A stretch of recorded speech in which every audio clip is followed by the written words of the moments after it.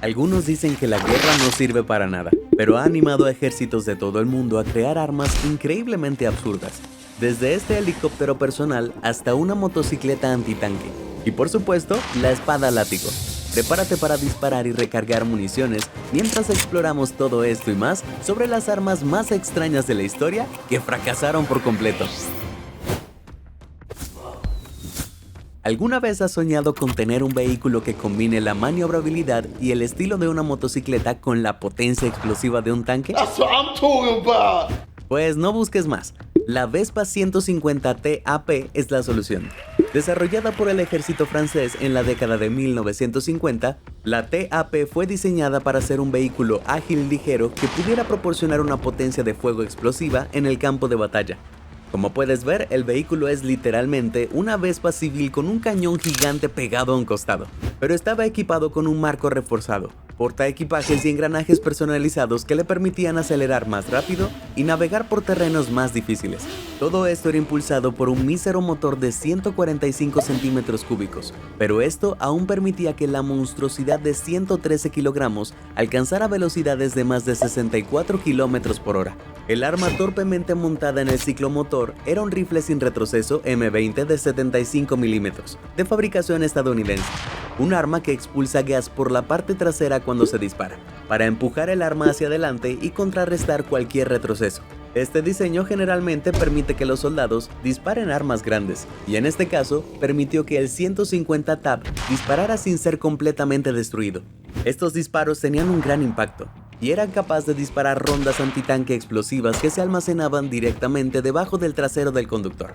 Esto significaba que el pequeño ciclomotor podía enfrentarse cara a cara con los tanques, pero tenías que rezar para no pasar por encima de un dramático badén mientras pasabas zumbando por el campo de batalla. Como si todo esto no fuera lo suficientemente ridículo, el 150 TAP fue diseñado para ser usado por paracaidistas, y los ciclomotores se lanzaban en paracaídas desde aviones junto con una Vespa normal que llevaría munición extra. Se fabricaron entre 500 y 600 TAP e incluso se usaron frente a la guerra franco-argelina, que duró de 1954 a 1962. Pero ¿por qué nunca se volvieron a usar? Bueno, a pesar de que los soldados franceses apreciaban la movilidad, era bastante incómodo usar el armamento. Simplemente no era práctico disparar el arma montada en el asiento mientras la Vespa estaba en movimiento. Así que para apuntar había que detenerse y mover el vehículo marcha atrás para que estuviera frente al objetivo. Esto te hacía increíblemente vulnerable a los soldados y tanques enemigos, y básicamente pronto quedó claro que una Vespa no era el vehículo más seguro para moverse en el campo de batalla. Pero un ciclomotor no es el lugar más loco en el que ha acabado un arma gigante. Este título le corresponde al casco de pistola, un arma que le da un significado completamente nuevo al término headbanger.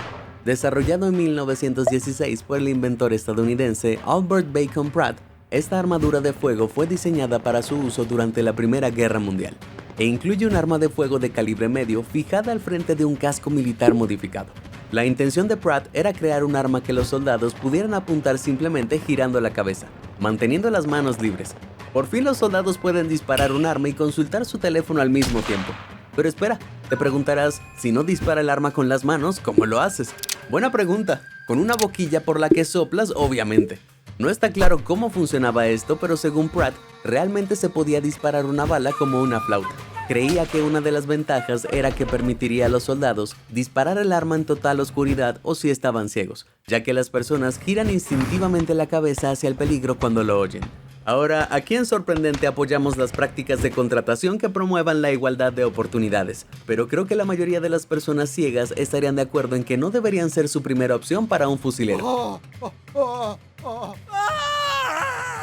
Además de otros defectos como por ejemplo que el tubo del gatillo se pellizque, disparar accidentalmente al estornudar o que los soldados que usan cascos ridículamente grandes se golpeen contra la cabeza del todo, el casco para armas tiene un problema de retroceso obvio. Imagina si al disparar un arma el retroceso no se distribuyera uniformemente a lo largo de ambas manos y brazos, sino que se colocara directamente en tu cuello. ¡Auch! Ahora bien, Pratt afirmó que el diseño del casco para armas tuvo esto en cuenta, pero no encontré ninguna evidencia de esto aparte de que él dijo, confía en mí hermano. Así que no te sorprenderá saber que el ejército estadounidense lo rechazó.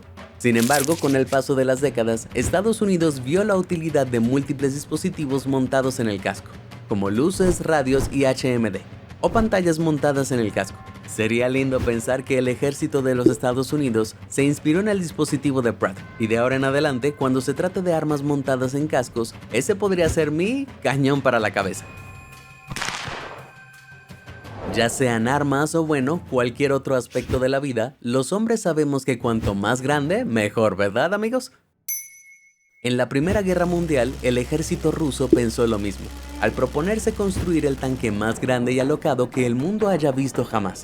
El tanque Zar era un armamento móvil diseñado para demoler bloqueos e incluso fortalezas por sí solo.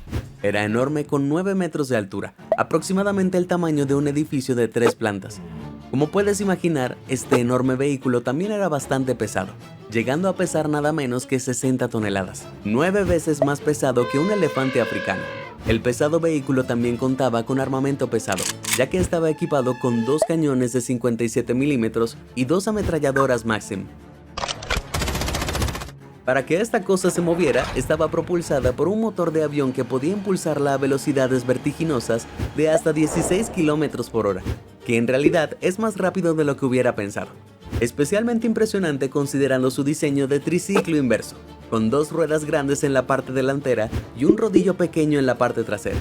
Si crees que eso podría hacer que la máquina sea difícil de controlar, no te equivocas, porque el tanque Zar requería una tripulación de no menos de 15 soldados para operar. A pesar de estos defectos, el zar Nicolás II encargó inmediatamente la construcción del tanque después de ver una pequeña maqueta de madera de su diseño. Un excelente ejemplo del tipo de toma de decisiones que lo hizo tan popular entre los campesinos. Pero el zar consigue lo que quiere, y uno de esos locos tanques se construyó en 1915. Afortunadamente para el mundo en general, cuando probaron el vehículo, descubrieron que el tamaño, el peso y los requisitos de la tripulación del tanque lo hacían muy inconveniente. Peor aún, su pequeño y diminuto rodillo se atascaba con frecuencia en la tierra e impedía que todo se moviera. No quieres que tu supertanque se convierta en un pisapapeles gigante e inútil si pasa sobre un charco. Así que el proyecto se canceló y el único tanque Zar construido fue desmantelado como chatarra en 1923. Creo que este tanque siempre estuvo condenado al fracaso. Pero el mundo no aprendió de los errores de Rusia, y otros ejércitos desarrollaron sus propios tanques extraños y extravagantes. Esta monstruosidad es el Gran Pahandrum. Oh my God! What is that? Un tanque diseñado por los británicos durante la Segunda Guerra Mundial. La mayoría de los vehículos militares usan sus ruedas para transportar soldados y armas, pero con el Pahandrum las ruedas eran el arma, ya que todo el tanque era esencialmente un ariete propulsado por cohetes. La función del Pahandrum era arremeter directamente contra el enemigo, usando sus 2 ruedas de 3 metros de altura para derribar sus fortificaciones. El tanque no llevaba armas, pero estaría cargado con 1800 kilogramos de explosivos, así que una vez que atravesara la línea enemiga y alcanzara su objetivo, podría detonar para causar destrucción masiva. A diferencia del patético tanque Zar, el Pahandrum podía alcanzar velocidades de hasta 96 km por hora, lo cual es bastante impresionante considerando que parece algo contra lo que lucharían los X-Men en un cómic. Se esperaba que este poderoso triciclo de la muerte estuviera listo para el día D para ayudar a los aliados a aplastar el muro atlántico de Alemania en la Europa ocupada. Esto era esencialmente una gruesa línea de fortificaciones con muros de hormigón, minas y artillería pesada que los alemanes construyeron a lo largo de la costa europea, cuando tomaron Francia y Noruega. Pero por muy genial que sea la idea del Pahandrum, sus defectos se vuelven evidentes cuando lo describes en voz alta. Un Segway gigante, sin conductor, propulsado por cohetes y cargado de explosivos. El vehículo se sometió a pruebas en 1943, y como puedes imaginar, no salió bien. A medida que los cohetes disparaban y el Pahandrum volaba por el sitio de pruebas, era imposible de controlar, y el vehículo era simplemente demasiado peligroso y poco confiable para elaborarlo en cantidades. Entonces los británicos descartaron la idea, ¿verdad? Pues no. Pensaron que la peligrosa máquina simplemente necesitaba más cohetes y se realizó otra prueba en 1944.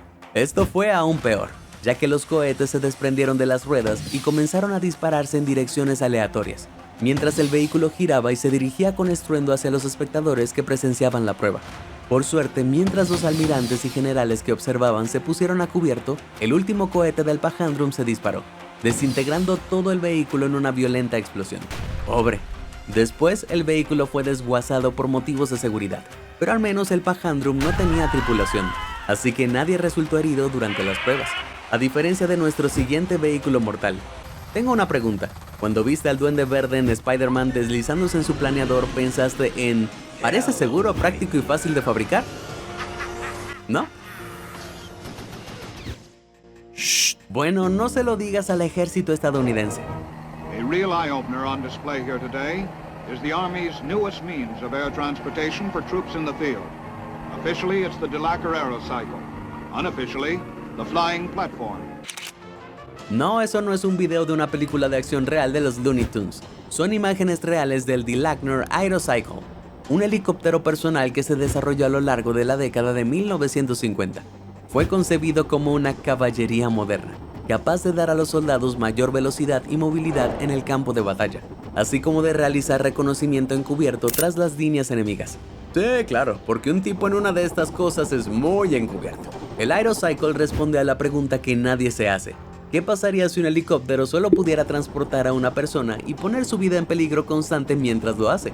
Pero aún así, el ejército de los Estados Unidos ordenó 12 unidades para pruebas, y el Aerocycle terminado presentó un motor de 32 kilovatios montado en una plataforma circular sobre 2 hélices de 4,5 metros. El piloto podía controlar el Aerocycle a través de un conjunto de manillares, mientras se inclinaba en diferentes direcciones para alterar el cabeceo y la aceleración. Algo así como un Segway de alta tecnología que puedes operar a 1,5 kilómetros de altura. Oh, come on! You gotta admit this is cool! Para aterrizar, el Aerocycle original presentó 4 grandes bolsas de aire en la parte inferior. Sin embargo, a los pilotos les preocupaba que, si una de estas bolsas reventaba, salieran por los aires como un globo desinflado. Así que las reemplazaron por 4 patines de aterrizaje. Puede que esto te sorprenda, pero los problemas con el Aerocycle no se debían a su funcionalidad. En realidad, funcionaba de maravilla. La máquina era estable, fácil de controlar e incluso alcanzaba una velocidad máxima sorprendentemente alta, de 103 km por hora. Sin embargo, aunque el invento funcionaba, era inevitable el peligro constante que representaba para el piloto, ya que se veía obligado a permanecer justo encima de 2 palas giratorias gigantes. Además, usar el Aerocycle te hacía destacar como un pulgar dolorido. That's the dumbest thing I've ever heard! Y una vez detectado, el piloto estaba completamente indefenso. Incluso lanzar una piedra con buena puntería podía derribarlo. El ejército estadounidense ignoró estas señales de alerta y continuó probándolo, pero cuando sus experimentos resultaron en 2 accidentes y algunas lesiones graves, abandonaron por completo el proyecto y la idea de los helicópteros personales. It never was supposed to be. Aún así, el Aerocycle está lejos de ser el arma aérea más extraña con la que Estados Unidos haya experimentado. Durante la Segunda Guerra Mundial, la Oficina de Servicios Estratégicos, OSS en inglés, precursora de la CIA, intentó modernizar la Fuerza Aérea estadounidense armando animales de diversas maneras disparatadas. Todos hemos oído del dicho llueve a cántaros, y la OSS quería hacerlo realidad equipando a los gatos con pequeños paracaídas y bombas para gatos, para que lloviera destrucción sobre el enemigo. Los gatos serían lanzados a aguas enemigas, donde al parecer nadarían instintivamente hacia los barcos enemigos para salir del mar. Una vez a bordo, las bombas detonarían haciendo estallar los barcos, y al pobre gatito que intentaba llegar a tierra firme. ¿Era cruel este plan? Sí. ¿Pero fue efectivo? No. Why isn't it possible? It's just not. Why not? Resulta que conseguir que los gatos hagan algo es casi imposible, y cuando se puso a prueba el plan, todos los gatitos perdieron el conocimiento en el aire durante las descargas debido al estrés de ser lanzados desde un avión y a la baja gravedad. Pero incluso si estos gatos no siguen órdenes, ¿por qué no probar con otro animal como los murciélagos? You sure about that? Eso es lo que pensó el dentista Adam Light cuando se le ocurrió la idea de atar dispositivos mortales a los murciélagos antes de lanzarlos sobre los asentamientos japoneses en botes huecos gigantes. En ese momento, muchos edificios japoneses se construían con bambú. Así que Light pensó que, si los murciélagos pudieran posarse en las casas y luego incendiarse, causarían graves daños a la infraestructura japonesa. Escribió a la Casa Blanca en 1942 para explicar el concepto, y el presidente Roosevelt expresó personalmente su interés en el proyecto, diciendo al ejército de los Estados Unidos que comenzara a experimentar con él de inmediato. Pero a pesar de este sello de aprobación, las pruebas fueron, como era de esperar, un completo fracaso. Los murciélagos eran incluso menos cooperativos que los gatos. Se quedaban dormidos, se negaban a volar y lo peor de todo, usaban sus habilidades de navegación para volar de regreso a la base militar estadounidense de la que originalmente vinieron. Ya sabes, el lugar seguro y cálido donde fueron alimentados y cuidados. Me pregunto por qué. Este problema acabó provocando un enorme incendio en la base militar de Carlsbad, ya que los murciélagos regresaron a casa y destruyeron un aeródromo entero. Quizá Adam debería haberse dedicado a curar dientes, y nosotros deberíamos dedicarnos a usar personas para la guerra de ahora en adelante. ¿Hay algo más genial que un arma que no parece un arma? A todos nos encanta cuando Bond hace clic con su bolígrafo y dispara un cohete, pero resulta que los humanos han estado obsesionados con esa idea desde hace mucho tiempo, desde la aparición de este increíble escudo de armas. Aunque parezca increíble, Elden Ring no inventó esta idea, y se diseñaron por primera vez en Italia del siglo XVI, antes de ser adoptados por el rey Enrique VIII durante su reinado en Inglaterra. Los grandes escudos redondos presentan una pistola de mecha en el centro, que podía dispararse contra posibles asaltantes mientras proporcionaba cobertura al soldado. La mejor defensa es un buen ataque, y los escudos incluso incluían una rejilla de puntería para que el usuario pudiera mirar a través de ella y mantenerse protegido. O como me gusta llamarlo, la antigua mira de arma. A Henry le encantó la idea, así que mandó a fabricar 100 para sus guardaespaldas, pero la peculiar arma tenía algunos inconvenientes obvios. En primer lugar, intentar apuntar con una enorme placa de metal en el brazo era muy difícil. En segundo lugar, el portador se veía en la incómoda situación de tener que decidir si apuntar el arma al torso del enemigo para dispararle o apuntar el escudo hacia su arma para, ya saben, evitar ser destrozado. Esto hacía que los escudos de armas fueran bastante inútiles, y para colmo la evidencia sugiere que probablemente se fabricaron con rapidez. Solo sobreviven 46, y 8 de ellos se encontraron a bordo de un solo naufragio, el Mary Rose. Esto sugiere que solo tuvieron una popularidad fugaz, y muchos de ellos incluso parecen ser simplemente escudos ingleses preexistentes llamados targets, con el elemento de arma colocado al azar. Bueno, el arma no fue muy bien pensada ni utilizada, pero al menos inspiró esto.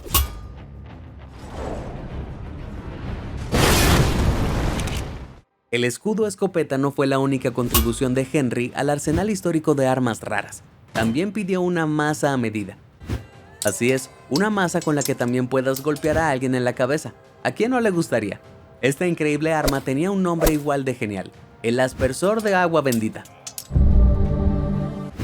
Su cabeza de acero tenía 10 púas, y en lugar de disparar balas desde los lados, sus 3 cañones estaban ubicados en la parte superior. Definitivamente parece aterrador, pero como puedes imaginar, no era muy práctico. Tenías que extender torpemente el brazo completamente recto mientras sostenías el arma pesada para dispararla. Y para colmo, tenías que encender cada cañón manualmente encendiendo la pólvora con un trozo de carbón caliente. Entonces los problemas que Henry enfrentó con el escudo de pistola se magnificaron unas 100 veces aquí, ya que el arma era muy incómoda de sostener y disparar. Así es, imagínate intentar dispararle a alguien con esta cosa sin volarte a ti mismo o a uno de tus amigos.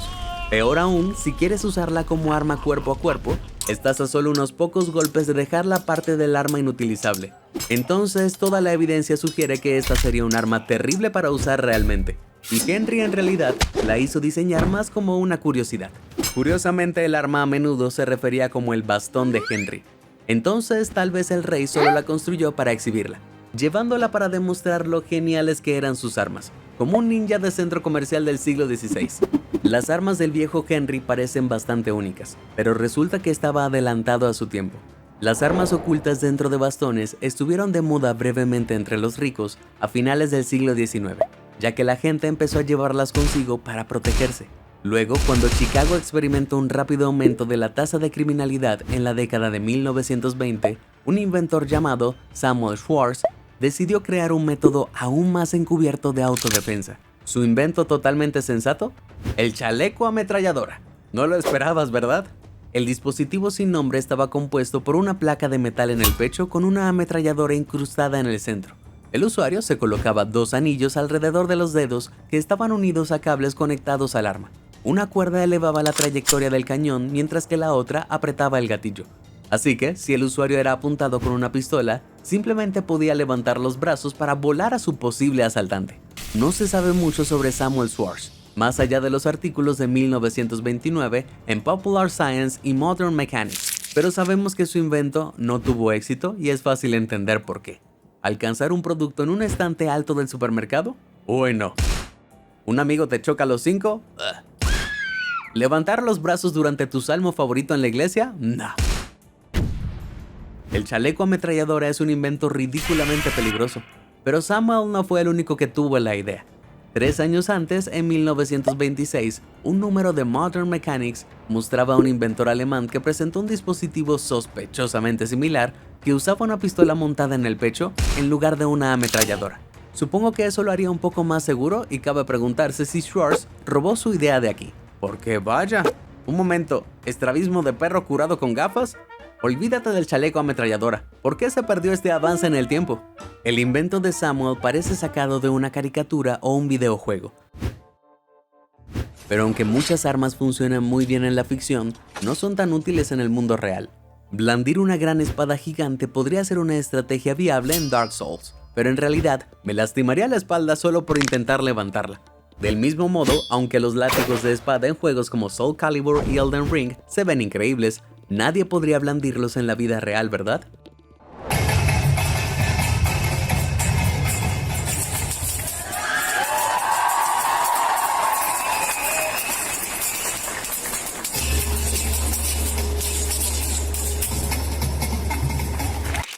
Esta arma de mente es el Urumi, una espada látigo flexible que proviene del sur de la India y surgió por primera vez en algún momento entre el siglo IV y II a.C.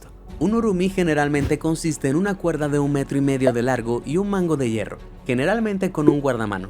La cuerda está fijada con hojas delgadas y afiladas, y algunas variantes de Sri Lanka tienen hasta 32 dientes de metal que recubren la cuerda. El arma a menudo se maneja de una de dos maneras: ofensivamente, con la que golpeas a un oponente a distancia como lo harías con un látigo típico, o defensivamente, lo que implica girar el látigo sobre uno mismo formando un 8, creando una barrera mortal de metal zumbante entre uno y el enemigo. Técnicamente hablando, esto es lo que llamamos una locura, y los más dementes aún practican e incluso pelean con los Urumi en la India hoy en día en una forma de arte marcial llamada Kalaripiat. Esta práctica revivió en la década de 1920 como parte de un movimiento más amplio para preservar la cultura india. El arma suele ir acompañada de un pequeño escudo llamado broquel para ofrecer un mínimo de defensa, pero no creo que sea necesario que explique lo peligrosa que es. Los látigos cubiertos de cuchillas se mueven rápido y un giro erróneo o un floreo estilístico podrían fácilmente cegar, mutilar o incluso herir mortalmente a quien los empuña, por no hablar de su oponente.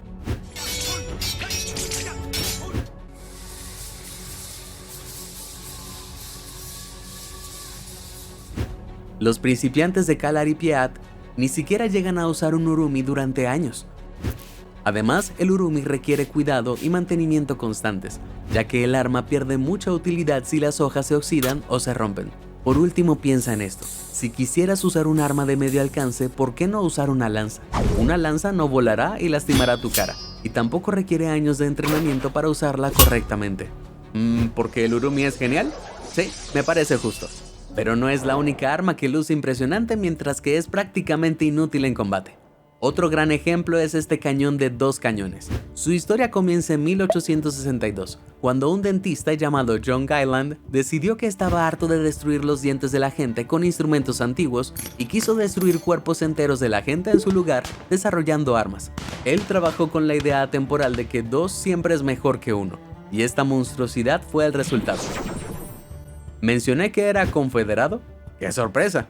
Los cañones de 2 cañones ya habían sido probados antes, en particular por el inventor italiano Antonio Petrini en 1642. En su diseño, ambos cañones debían encenderse manualmente al mismo tiempo, ya que si uno disparaba antes que el otro, desalinearía toda el arma y el segundo cañón dispararía salvajemente fuera del objetivo. Gilliland quería mejorar esto, así que su cañón podía disparar ambos cañones a la vez, y las balas de cañón estaban conectadas por una cadena. La intención era que, además del daño tradicional de las municiones, la cadena también mutilaría a cualquier soldado que se interpusiera entre las balas de cañón. ¿Genial? Para maximizar la probabilidad de que esto ocurriera, los cañones se colocaron ligeramente enfrentados para que la cadena se tensara. Pero cuando los confederados probaron el arma, resultó ser demasiado destructiva. Poco después de dispararse, la cadena entre las balas se rompió, lo que las hizo salir disparadas en direcciones aleatorias a gran velocidad. Esto finalmente dañó edificios, derribó árboles y mató a una pobre vaca, sin que un solo disparo se acercara al objetivo. A pesar de este fracaso, Gilland intentó vender el arma a los confederados, quienes obviamente no. Espera, ¿estoy leyendo realmente que la compraron? A pesar de saber que no funcionaba, a pesar de que la idea no funcionó durante 200 años, no me extraña que perdieran. Cada vez que los confederados intentaban usar un arma, fracasaba miserablemente. Así que con el tiempo empezaron a usarlo como un cañón de señales que podía dispararse para alertar a tropas cercanas de un ataque. Hoy en día se puede visitar como curiosidad local en Athens, Georgia. Y sí, es una vista bastante genial, pero realmente creo que la exhibición debería estar dedicada a esa pobre vaca indefensa. Hablando de animales, ¿cuáles crees que son las criaturas más peligrosas de la naturaleza? ¿Tigres? ¿Tiburones? ¿Tiburones tigres? ¿Y qué tal la cochinilla? ¿Qué? Eso no es nada amenazante. Bueno, no se lo digas a Alemania, que se inspiraron tanto en las temibles criaturas que modelaron un tanque basándose en ellas durante la Segunda Guerra Mundial. Presentamos el Kugelpanzer o, si tu alemán está un poco oxidado, el tanque bola. Este pequeño y extraño aparato estaba propulsado por un motor de 25 caballos de fuerza, que le permitía viajar a una velocidad vertiginosa de 8 km por hora mientras rodaba sobre dos grandes ruedas laterales. En teoría, esta baja velocidad máxima combinada con las ruedas gigantes permitiría al conductor viajar con estabilidad en cualquier terreno. Pero el Kugelpanzer solo tenía esta pequeña ventana para ver. Eso tiene sentido desde una perspectiva de minimización de la vulnerabilidad, pero no desde la perspectiva de poder ver algo mientras estás atrapado en una bola rodante en el campo de batalla. Además de esta baja visibilidad, el Kugelpanzer no estaba armado, así que el pequeño e indefenso bicho bolita probablemente fue diseñado para exploración en lugar de guerra directa. Vaya, ¿en qué estaban pensando los alemanes? Desafortunadamente nunca lo sabremos, ya que el Kugelpanzer era un proyecto experimental y la única evidencia de su existencia es un solo modelo incautado por el ejército soviético en 1945. Cuando los soviéticos revelaron lo que habían encontrado, el gobierno alemán estaba tan avergonzado que negó haberlo construido, y se afirmó que el vehículo era un engaño creado por los soviéticos. Sin embargo, su descubrimiento temprano y su artesanía lo convertían en un engaño muy elaborado. ¿Y qué sentido tendría? Los aliados ya habían ganado la guerra, así que ¿por qué los rusos gastarían dinero en crear una parodia de un tanque alemán? De cualquier manera, el único Kugelpanzer todavía se encuentra en el Museo Militar Kubinka en Moscú, así que puedes ir y ver el ridículo vehículo. Pero desafortunadamente, como hemos visto, este tipo de diseño de tanque extravagante no se limitó al eje. De hecho, poco antes del estallido de la Segunda Guerra Mundial, un inventor tejano llamado A.G. Richardson lanzó lo que podría ser el vehículo militar más ridículo de la historia, el tanque Tumbleweed. Este era un tanque completamente esférico cubierto de armas, diseñado para rodar en tierra de nadie y disparar indiscriminadamente al enemigo. Una bala cubierta de armas suena como un arma que se le ocurriría a un niño de 5 años, pero según Richardson, la forma esférica se suponía que protegería completamente al conductor de los gases nocivos, que habían sido una gran preocupación en la Primera Guerra Mundial. Desafortunadamente, a pesar de capturar la imaginación de los fanáticos militares, los estadounidenses no estuvieron interesados, ya que los defectos eran demasiado numerosos. ¿Qué pasaría si el tanque rodaba cuesta abajo? ¿Y si te quedabas atascado en una zanja?